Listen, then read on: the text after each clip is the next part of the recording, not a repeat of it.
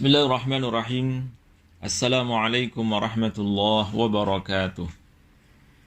Alhamdulillahilladzi anzala as-sakinata fi qulubil mu'minin liyazdadu imanan ma'a imanihim. Ashhadu an la ilaha illallah al-malikul haqqul mubin wa ashhadu anna Muhammadan 'abduhu wa rasuluhu shadiqul wa'dil amin.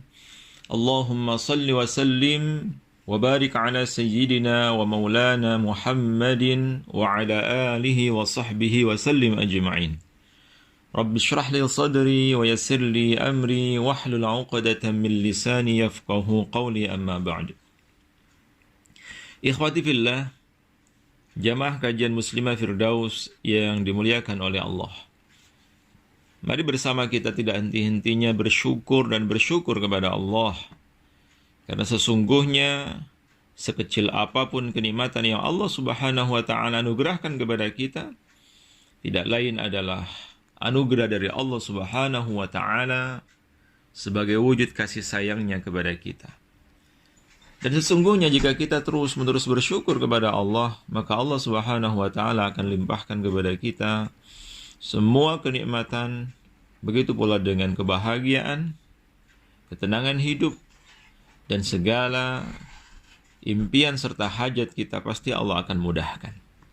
Allah akan menambah kenikmatan itu bukan karena keinginan kita, tapi karena karunia Allah Subhanahu wa taala yang disebabkan karena syukurnya kita kepadanya. Salawat serta salam mudah-mudahan senantiasa Allah curah limpahkan kepada junjungan kita Nabiullah Muhammad sallallahu alaihi wasallam beserta seluruh keluarga beliau, sahabat-sahabat beliau, zuriyah beliau, keturunan beliau, ahlul baitnya, dan kita semua yang berusaha untuk meneladani keluhuran budi pekertinya. Mudah-mudahan kita kelak mendapatkan syafaat dari Allah, sehingga kita dikumpulkan oleh Allah bersama dengan beliau di surga. Amin ya rabbal alamin.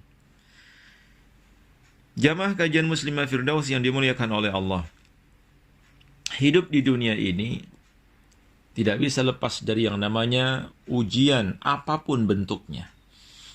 Ada orang yang diuji oleh Allah dengan keyakinannya. Ada yang diuji oleh Allah dengan keluarganya.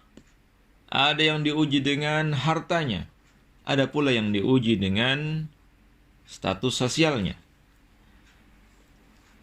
Mereka yang diuji oleh Allah dengan iman misalnya. Kalau kita baca dalam surat Al-Kahfi, 7 pemuda yang melarikan diri bersembunyi ke dalam goa. Untuk apa mereka melarikan diri hingga bersembunyi ke dalam goa selama 309 tahun lamanya itu? Tidak lain adalah untuk menyelamatkan akidah mereka, menyelamatkan agama mereka di tengah dahsyatnya ujian keimanan pada waktu itu. Begitu pula dengan ujian keluarga. Ada yang diuji oleh Allah dengan ujian keluarga. Misalnya siapa? Nabiullah Ibrahim alaihissalam lama diuji oleh Allah tidak kunjung dikaruniai keturunan. Nabi Zakaria pun sama. Ada yang lebih tragis lagi.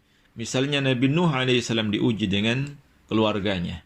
Nabi Lut diuji dengan keluarganya. Istri anaknya tidak bisa beliau bawa untuk sama-sama mentaati Allah Subhanahu wa taala. Bayangkan Nabi Nuh, Nabi Lut itu nabi, tetapi jejaknya tidak diikuti oleh istrinya, tidak diikuti oleh anak-anaknya. Ada pula yang diuji oleh Allah dengan ujian harta. Banyak contoh di dalam Al-Quran yang berkali-kali Allah kisahkan seperti Qarun.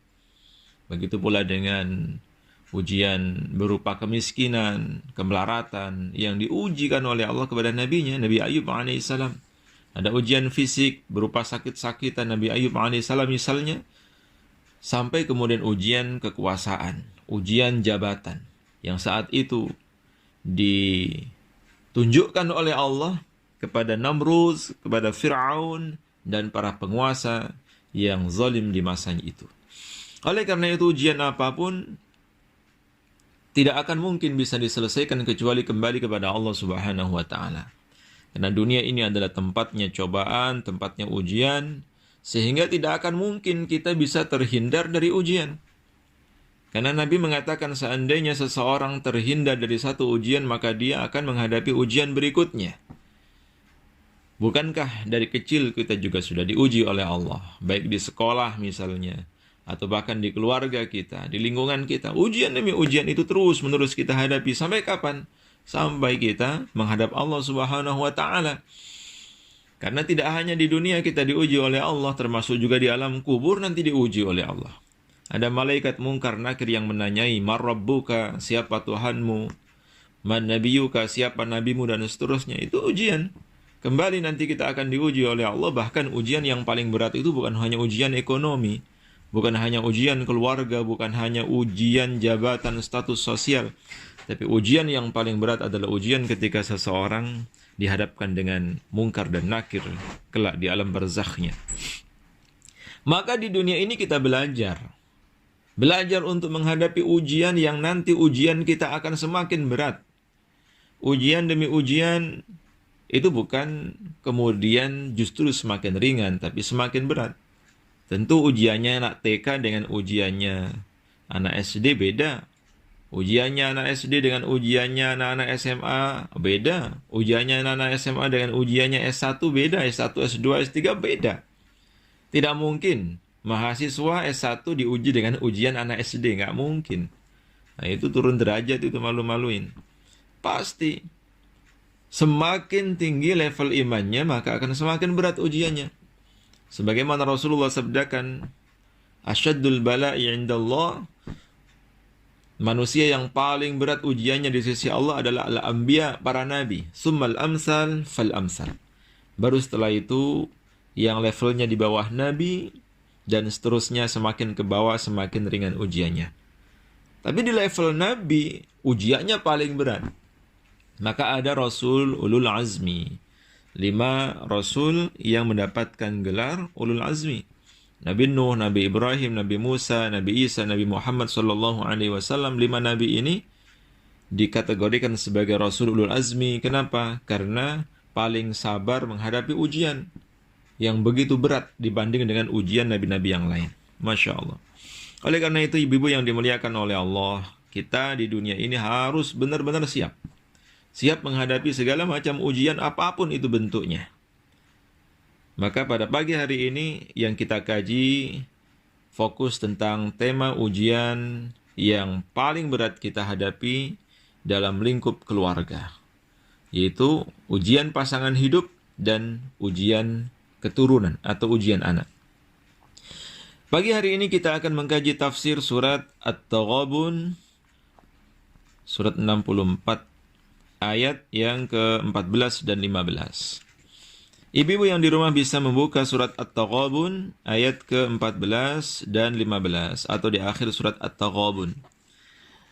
Walaupun online, saya minta untuk membuka serta membawa mushafnya, kalau bisa juga diajak keluarganya, atau nanti di-share.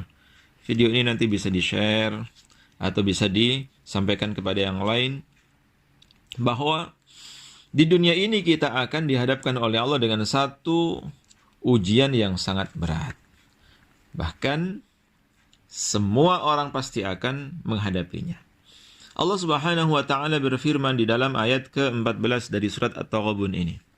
A'udzu billahi minasy syaithanir rajim. Ya ayyuhalladzina amanu inna min azwajikum wa auladikum aduwwan lakum fahdharuhum wa in ta'fu wa tasfahu wa taghfiru fa innallaha ghafurur rahim. Ayat ke-14 dulu.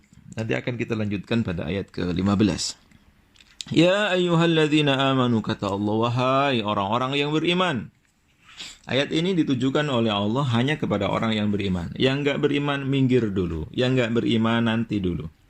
Apa kata Allah? Wahai orang-orang yang beriman, siap-siap. Siapapun yang mengaku beriman, siap-siap. Karena mukhatab ayat ini adalah untuk mereka yang beriman. Wahai orang-orang yang beriman, inna min azwajikum, sesungguhnya. Bayangkan, ayat ini diawali oleh Allah dengan sebuah taukid atau penguatan. Sesungguhnya. Min azwajikum, di antara istri-istri kalian. Ayat ini menggunakan bentuk jama, bukan min zaujikum atau min zaujatikum, tapi min azwajikum. Kalau diterjemahkan dalam bahasa Indonesia apa? Istri-istri kalian. Ya, tidak mengharuskan kemudian istrinya banyak, tapi ini menunjukkan semuanya tanpa terkecuali. Sesungguhnya di antara istri-istri kalian, mau istrinya satu atau lebih, sesungguhnya di dalam bagian dari mereka itu ada yang Allah Subhanahu wa ta'ala sebutkan sebagai aduun, sebagai musuh.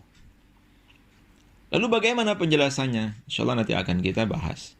Sesungguhnya di antara, maksudnya bukan hanya istri-istri, tapi juga suami-suami atau pasangan hidup. Jadi lebih tepatnya diterjemahkan pasangan hidup. Kalau diterjemahan bahasa Indonesia, istri-istri kalian. Wa auladikum, dan juga anak-anak kalian. Yang punya anak satu ya berarti anak kalian. Kalau anaknya lebih dari satu ya anak-anak kalian. Atau anak kalian, makna yang umum itu berarti anak yang banyak. Wa auladikum, dan sesungguhnya anak-anak kalian, aduwwan lakum, keduanya adalah musuh bagi kalian. Masya Allah. Ada seseorang yang diuji oleh Allah dengan keluarganya. Berupa apa? Allah kemudian pertemukan dengan istri atau suami, atau Allah berikan anak kepada mereka yang dinanti-nanti sekian lama, tapi sesungguhnya pasangan hidup itu adalah ujian baginya. Pasangan hidup itu adalah musuh baginya. Anak-anak itu adalah musuh baginya. Fahdharuhum. Oleh karena itu, maka berhati-hatilah kalian terhadap mereka. Wa in ta'fu, dan jika kalian memaafkan mereka, wa tasfahu, wa taghfiru, mendamaikan dan juga mengampuni mereka, memaafkan mereka, fa innallaha ghafurur rahim, maka sesungguhnya Allah Maha Pengasih lagi Maha Penyayang.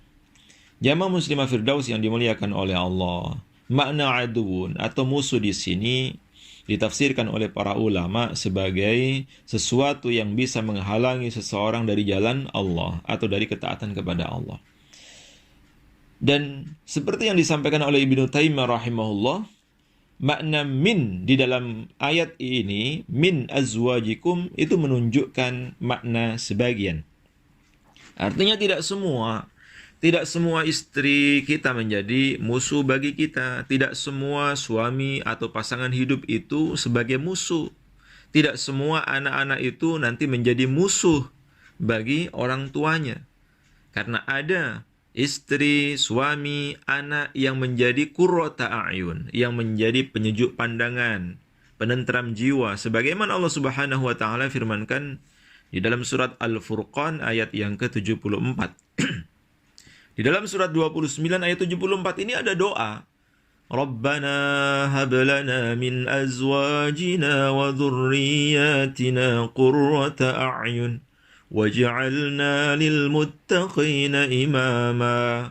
Rabbana, wahai Tuhan kami, hablana, anugerahkanlah kepada kami, min azwajina, dari pasangan-pasangan hidup kami, qurrata a'yun, wa dzurriyyatina, dan keturunan kami, qurrata a'yun, penyejuk pandangan, penentram jiwa, yang membuat kita semakin tenang, tentram, bahagia.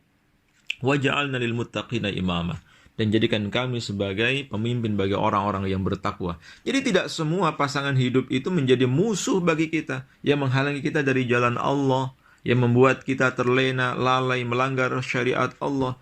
Ada kalanya pasangan hidup, istri atau suami, atau bahkan anak-anak yang menjadi penyejuk pandangan, yang menyelamatkan orang tuanya. InsyaAllah nanti akan kita lanjutkan pada sesi yang kedua. Barakallahu fiikum.